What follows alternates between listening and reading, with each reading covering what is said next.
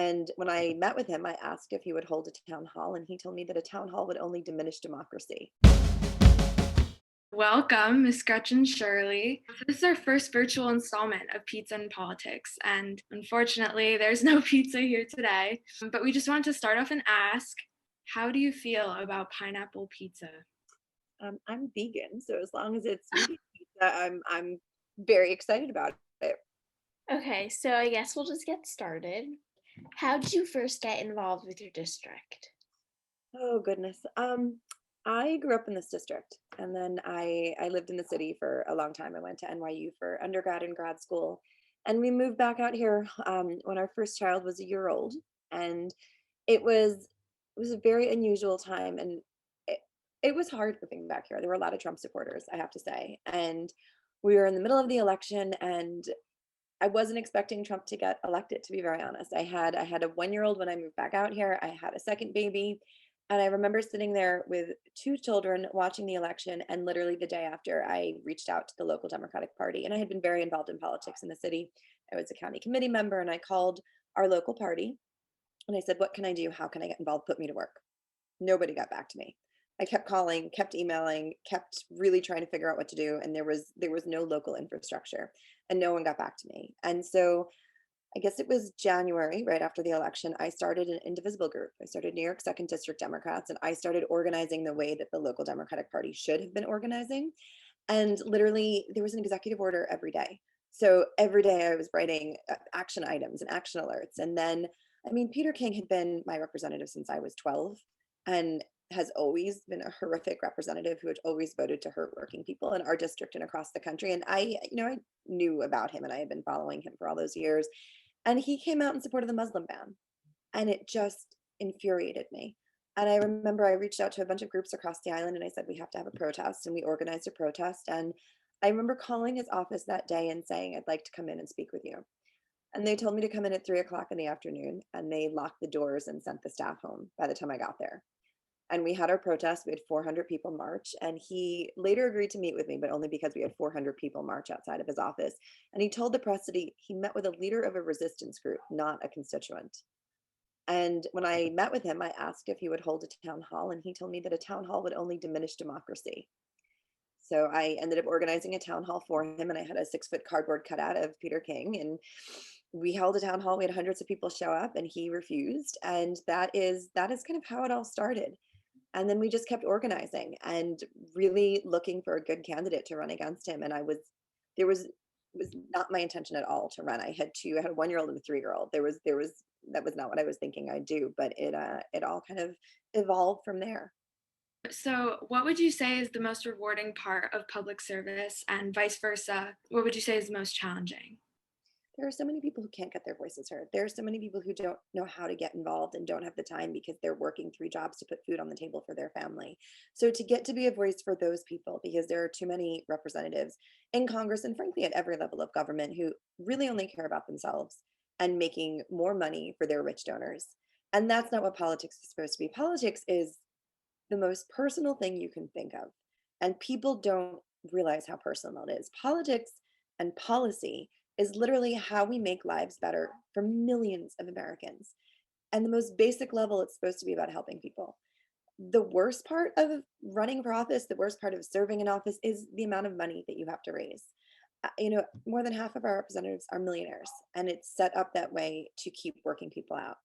It's specifically designed by rich, older, white men who want to continue to be in control. And the reality is that it's very difficult, and there are so many barriers to keep working people from running for office. And that's what we're working to change, because you need to get people in office who actually look like the rest of us, who understand these issues, because there are lived experiences. And the amount of money you have to raise, I mean, literally, you're spending 40 hours a week just fundraising when you're running for Congress. And then you're supposed to also go out and actually do the job of running. And then when you're in office, you're spending at least 25 hours still fundraising. And then you're still doing the job of actually representing your district. So, as you know, there's a very prominent partisan divide in our country today. So, what steps in the future will you take to actively connect with the people, of all political ideologies across your district? It's an interesting question. How do you reach out and talk? We had a lot of Republicans who were supporting my race. which I always thought was very interesting because I am a progressive Democrat, but we have Republicans supporting us because as long as you talk about the issues, as long as you talk about what makes a difference to people in your community, I'd go out and knock on doors and talk to people nonstop. This was pre-COVID where you could knock on doors. And we knocked on more than 250,000. And I talked to so many people. And the first question, and the first thing that people would always tell you about was healthcare.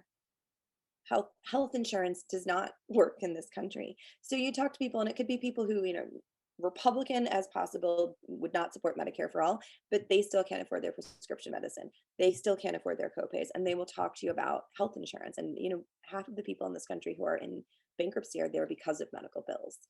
Education, healthcare, um, and taxes. Those are always the major things that people want to talk to you about. The affordability of living in my district and all across the country. But you got to talk to people about what matters to them because very few people will go, okay, you're a Democrat, you're a Republican. They want to know what you're going to do for their family. And if you can talk to them about what's going to happen and what you can do and how you're going to help, that's how you actually start to get people to listen. We had a lot of Republican supporters, and I was staunchly Medicare for all and would talk about it all the time.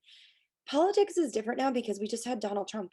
And so frankly, I there was a snowplow guy who actually was so nice the other day, and he was digging out my car, and I had two of my children with me, and we were just talking, and out of nowhere, I kid you not, out of nowhere, not prompted, he goes, well, I'm a hardcore Republican, and I don't like people who don't work and live off the government. And I looked at him. Of course I can't, let a moment like this slide. I said, well, I'm a Democrat and I ran for Congress last cycle. So this prompted a really interesting discussion. He told me, he's like, I voted for Trump the first time because I was sick of politicians, as usual, and I wanted change. He's like, but he's crazy and he doesn't pay people who work for him. And he did so many horrible things. He's like, I didn't vote for him this time. You can clearly see with this pandemic, all of these things that a lot of people have been focusing on, and politicians wanted you to think that really wasn't a problem. Now, with this pandemic, everything has been laid bare. You can see how the structural systems in this country are hurting people every day. The fact that they just spent 8 months debating whether or not we should give out $600, $600, that's a grocery bill for a family of five, and they don't have a clue. So our country is broken. The systems are broken. People are starving. We're spending $2 billion a day on the Pentagon and giving $600 to people who are starving. You got to talk about, you have to talk to people about what actually is affecting them and what's happening in their lives. So, what advice would you give young people who are perhaps interested in politics or passionate about a social justice issue? Run for office if you can. If there's a school board seat and you are, old enough to run. Get involved in political campaigns. Go out and find somebody who's running for Congress and get incredibly involved. We had 50 fellows, field and finance fellows. They were high school and college kids, and they moved into my office. We had 3 offices across the district, and they were just the most badass group of people who worked their butts up. Get involved. Go work on a campaign. We had volunteers, we had fellows, we had interns, we had people who were out, running field offices, and it was just incredible to see. So go work on a campaign. Go join your county committee. In some states, county committees are really powerful. In New York State, that's the way it is. In other states, county committee is nothing. But if you are in a state that has that county committees actually do work and are important, go join county committee, because in most places they're either vacant seats or they're appointed seats of people who don't really want to be there. Go and get yourself on county committee and make sure that you're voting in good leadership. Whether or not you're a Democrat or a Republican, vote in good leadership. Run for those seats yourself and actually start organizing.